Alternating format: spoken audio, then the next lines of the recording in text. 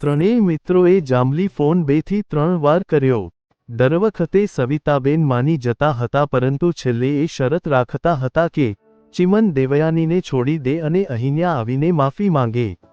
વાત ત્યાં અટકી જતી હતી, આગળ વધાતું ન હતું. દિલીપથી પણ બહાર રોડ ઉપર વાત થતી હતી એટલે કંઈ વધારે બોલાતું ન હતું. સામે સવિતાબેન પણ ચિમનને આપેલા પડકાર ઉપર કાયમ હતા. જ્યારે રૂપલીનો ખોરો ભરવાનો હતો ત્યારે ચિમનને ઘરે બોલાવવા અને એના પતિ હરદાસભાઈ ચિમનને વિનંતી કરતા હતા, છતાં ચિમન ટસકે મસ થતો નહોતો. ત્યારે સવિતાબેને ફોન ઉપર પડકાર ફેંક્યો હતો, હું જીવું છું ત્યાં સુધી તારી એ હગલીને મારા ઘરમાં પ્રવેશવા નહીં દઉં અને રૂપલ સાથે છૂટાછેડા થવા નહીં દઉં. દિલીપ સવિતાબેનને જ્યારે ચિમનને માફ કરવાની વિનંતી કરતો ત્યારે સવિતાબેનને આ વાત યાદ આવી જતી અને એની શરત સામે મૂકી પાછા ફરી જતા હતા. વારંવાર આવું થતું હતું એટલે ચિમન નિરાશ થઈ જતો હતો. ચિમન એની નિરાશા કોઈને કહી શકતો નહોતો, પરંતુ એનો ચહેરો એની ચાડી ખાતો હતો. દિલીપ એનો ચહેરો સાફ વાંચી શકતો હતો. એ જ્યારે ચિમનનો નિરાશ અને દયામણો ચહેરો જોતો ત્યારે એને રૂપલી યાદ આવી જતી અને મનમાં થતું, મારું સૌભાગ્ય થશે જો હું આ બંનેને એક કરાવીશ અને એનો નિમિત્ત બનીશ. ચિમનની સ્થિતિ વિશે એણે મિનલ સાથે પણ ચર્ચા કરી હતી. મિનલ સમજુ અને ઠરેલ હતી. દિલીપે ચિમન વિશે કહ્યું ત્યારે મિનલે એને સલાહ આપી હતી, તમે ત્રણેય સાથે હોવ અને રસ્તા ઉપર હોવ ત્યારે એના મમ્મી સાથે વાત કરો છો, એના કરતાં તું એકલો હો ત્યારે વાત કર અને એને અહીંની પરિસ્થિતિ વિશે સમજાવ. અને ક્યાંક મનમાં એવું હશે કે ચિમનભાઈ અને દેવયાની લગ્ન કરી સાથે રહેતા હશે. મિનલની વાતથી દિલીપના મનમાં ઝબકારો થયો હતો. એણે એ તરફ ક્યારેય વિચાર્યું જ ન હતું. દિલીપ ઓફિસમાં હતો અને એની કેબિનમાં હતો. લગભગ બપોરના 2 થી 3 વચ્ચેનો સમય થયો હશે. દિલીપે એનો મોબાઈલ ફોન હાથમાં લીધો. હમણાં ચિમનના ઘરે ફોન કરવાનું વારંવાર થતું હતું એટલે એણે એ નંબર એના મોબાઈલમાં સેવ કરી રાખ્યો હતો. દિલીપે એના મોબાઈલમાં ચિમનના ઘરનો નંબર શોધ્યો અને લગાવ્યો. જાંબલીમાં ઘરે રૂપલી અને સવિતાબેન બંને જ હતા. ગોપી સ્કૂલે ગઈ હતી. જન્માષ્ટમીની રજાઓ હમણાં જ પૂરી થઈ હતી અને ગોપીનો જન્મદિવસ 2-3 દિવસમાં જ હતો એટલે સાસુ વહુ ગોપીનો જન્મદિવસ આવવાનો હતો તેથી ચાપી રસોડાના દરવાજે બેઠા એની ચર્ચા કરતા હતા. બંને ચર્ચા કરતા હતા ત્યાં ફોનની રિંગ વાગી. ફોનની રિંગ વાગતા જ સવિતાબેને ઘડિયાળ તરફ જોયું અને રૂપલી ફોન ઉપાડવા ઊભી થઈ. રૂપલીને ઊભી થતા જોઈ સવિતાબેન તરત ઊભા થયા અને બોલ્યા, તું રેવા દે, હું ફોન ઉપાડું છું.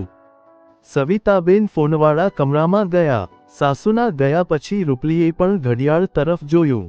ઘડિયાળમાં જોઈ એ ચાના વાસણ સાફ કરવા કામે લાગી ગઈ.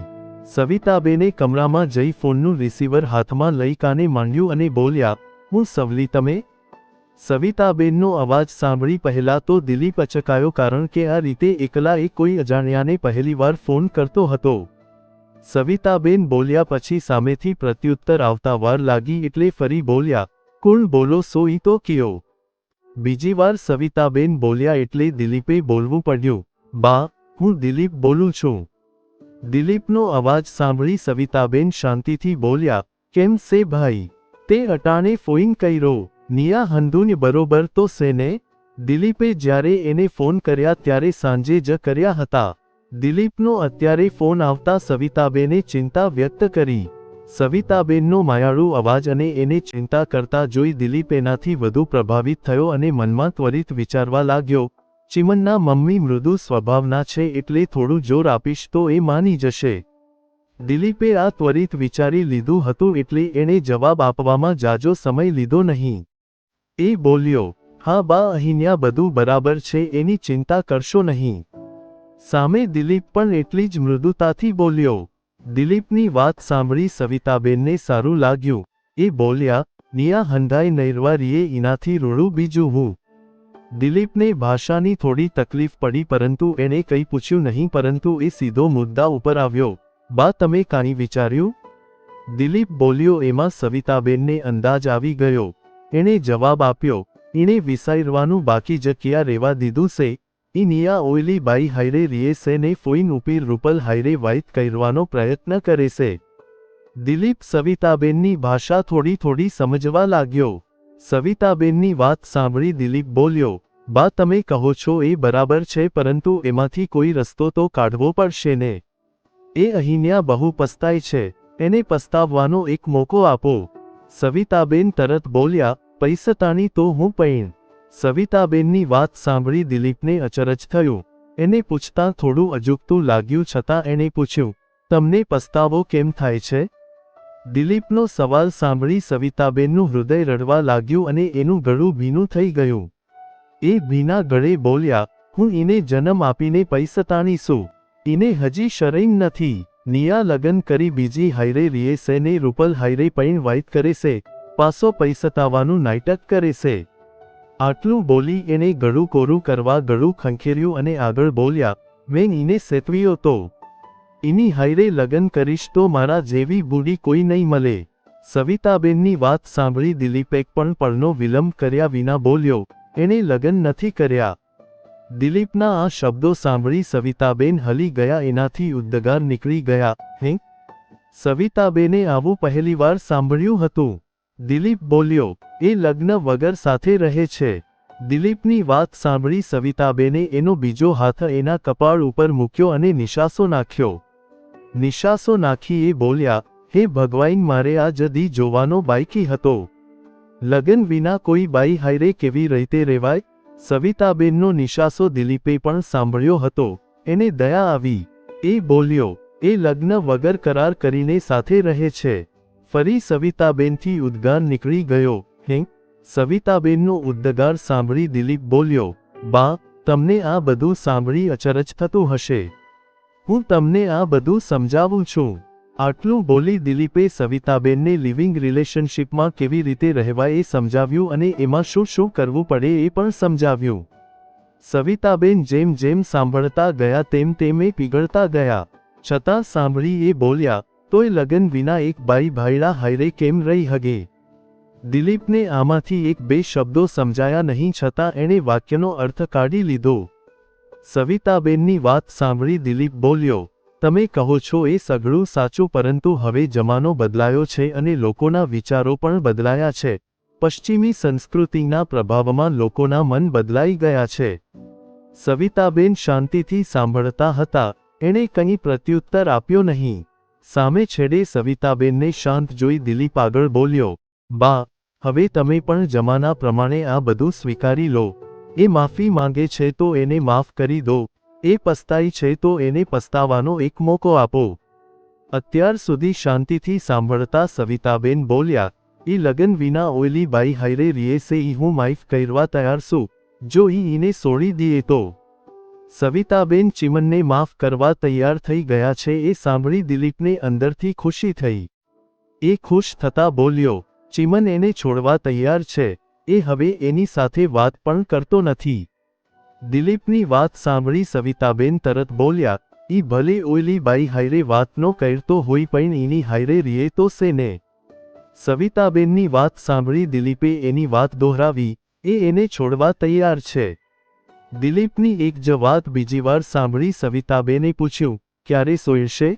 સવિતાબેનનો સવાલ સાંભળી ચિમન બોલ્યો, અત્યારે તો એ એવું નહીં કરી શકે, કારણ કે કાનૂની રીતે એની ઉપર કોઈ કેસ ના થાય અને ઓફિસમાં એની નોકરીમાં કંઈ વાંધો ના આવે એ નક્કી કરી પછી એ એને છોડશે.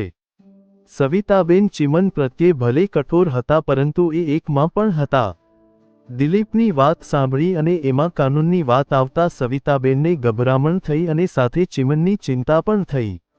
એ ચિંતા કરતા બોલ્યા, કોર્ટ કચેરીનું હોય તો ઈને કહેજો કે હાસવે હંધુને નક્કી કરીને આગળ વધે. સવિતાબેનને ચિમનની ચિંતા કરતા જોઈ દિલીપના મનમાં ઉમ્મીદ જાગી. એ બોલ્યો, તમે ચિમનની ચિંતા કરો છો એ બતાવે છે કે તમને એના પ્રત્યે પ્રેમ છે. આ સાંભળી સવિતાબેન વધુ પીગળ્યા. એ બોલ્યા, હું એના પ્રત્યે ભલે કઠિન છું પણ હું એકમાં પણ છું. દીકરો ગમે એવો હોય ઈને કાંઈ થાય ત્યારે માનું હૃદય તો બરે જ. સવિતાબેનની વાત સાંભળી દિલીપ વધુ ખુશ થયો. એ બોલ્યો, તો તમે એને માફ કરી દો. હવે સવિતાબેનને અંદરથી ચિમનની ચિંતા થતી હતી, છતાં એ બધું પાકું કરવા માંગતા હતા. એ બોલ્યા, હું ઈને માફ કરવા તૈયાર છું, પણ બે શરતે. સવિતાબેનની વાત સાંભળી દિલીપનો ઉત્સાહ થોડો નીચો બેઠો. એણે ઢીલા અવાજે પૂછ્યું, કઈ શરતો? દિલીપના સવાલ સામે સવિતાબેન બોલ્યા, ઈ આયા આઈવી માઈફી માંગે ને તું મને ઈ ઓયલીને સોડી દેહે ઈનું વસઈન આઈપતો હોય તો હું કાનિક વિસારું. સવિતાબેનની વાત સાંભળી ચિમનનો ઓસરેલો ઉત્સાહ પાછો આવી ગયો. એ તરત બોલ્યો, એ ત્યાં આવશે. એ તો એવું કહેતો હતો કે જો જરૂર પડી તો હું મારી નોકરી છોડીને પણ ત્યાં જઈશ. દિલીપ આગળ બોલવા ગયો પરંતુ દિલીપની વાત સાંભળી સવિતાબેન ખુશીથી ઉછળી પડ્યા. એનાથી રહેવાયું નહીં. એ દિલીપની વાત વચ્ચે કાપતા બોલ્યા, હાઈસન એણે એવું કીધું? સવિતાબેનની વાત સાંભળી દિલીપ તરત બોલ્યો, હા બા હા, એ તમારા બધા વગર કેટલો તડપે છે અને એને કેટલો પસ્તાવો થાય છે એ આના ઉપરથી ખબર પડે છે. સવિતાબેન હવે પાણી થઈ ગયા. એ બોલ્યા, હા દીકરા હવે ઈ મને પણ માલુમ થાય છે. બોલતા બોલતા સવિતાબેનની આંખમાં મમતા અને ખુશી મિશ્રિત આંસુ આવી ગયા. આંખના આંસુ લૂછી એ આગળ બોલ્યા, જો આવું હોય તો હું ઈને હામે હાલીને પોખીશ. દિલીપ ખુરશી ઉપર બેઠો હતો. સવિતાબેનની વાત સાંભળી દિલીપ ખુરશી ઉપર ટટ્ટાર થઈ ગયો. ખુરશી ઉપર ટટ્ટાર થતા અને સાથે ખુશ થતા દિલીપ બોલ્યો, જો તમે એને સ્વીકારવા તૈયાર હો અને હું એનો એના કુટુંબ સાથે મેળાપ કરાવી શકું તો એનાથી બીજું મારા માટે કંઈ રૂડું નહીં હોય. દિલીપના અવાજમાં જે ખુશી હતી એ સવિતાબેને પણ મહેસૂસ કરી હતી. એ સામે ઠંડા અવાજે બોલ્યા, તું મને વસઈન આપે છે, હજી એકવાર વિસારી લેજે. મેં ઈને જન્મ આપ્યો તોય જાણી નો હૈકી, તું તો ઈના માટે પાયરકો છો. દિલીપને સવિતાબેનની વાત સાચી લાગી. એ ઘડીભર વિચારમાં પડી ગયો. દિલીપ વિચારીને બોલ્યો, તમે કહો છો એ કદાચ સાચું હશે પરંતુ આ વખતે એના અવાજમાં અને એની આંખોમાં જુદાઈનું દર્દ અને પસ્તાવાના ભાવ હું જોઈ રહ્યો છું. સવિતાબેન પાસે હવે કોઈ ચારો ન હતો. એનું હૃદય માત્ર પ્રેમથી ભરાઈ ગયું હતું. એ ભારે અવાજે અને પ્રેમથી બોલ્યા, એવું હોય તો ઈને કે રૂપલને ફોન કરે, ઈ પણ ઈના માટે તડપે છે. સવિતાબેનની વાત સાંભળી દિલીપની ખુશી બેવડાઈ. એણે ખુશ થતા પૂછ્યું, તમે એની સાથે વાત નહીં કરો? સવિતાબેને જવાબ આપ્યો, હું વાઇટ કરીશ પણ પેલા ઈ બેયને વાઇટ કરવા દે. મારી રૂપલને થોડી ઘણી ખુશી મળી છે ઈ મારે વધારવી છે. સવિતાબેનના શબ્દો સાંભળી દિલીપને જાણે ઉતાવળ આવી ગઈ હોય એમ બોલ્યો, ભલે તમે કહો તેમ કરીશ. હમણાં જ ફોન મૂકી એને ફોન કરી કહી દઉં છું. દિલીપની વાતથી સવિતાબેનને દિલીપ પ્રત્યે માન થઈ આવ્યું. એણે દિલીપને આશીર્વાદ આપ્યા, તું પુણ્યનું કામ કરશો, તારા છોકરાને તને ભગવાન ખુશ રાખે. સવિતાબેને વાક્ય પૂરું કર્યું ત્યાં જ પાછળથી રૂપલીનો અવાજ સંભળાયો, આટલી લાંબી વાત કોની હાયરે કરો છો? રૂપલીનો અવાજ સાંભળી સવિતાબેન દિલીપને બોલ્યા, હાલ હું ફોન મૂકું છું, જય શ્રી કૃષ્ણ. આટલું બોલી સવિતાબેને ફોન કાપી નાખ્યો.